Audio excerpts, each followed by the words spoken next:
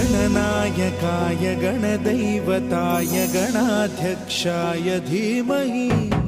गुणशरीराय गुणमण्डिताय गुणेशानाय धीमहि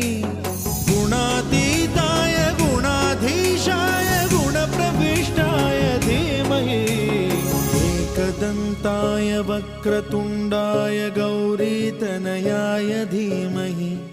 गजेशानाय भालचन्द्राय श्रीगणेशाय धीमहि एकदन्ताय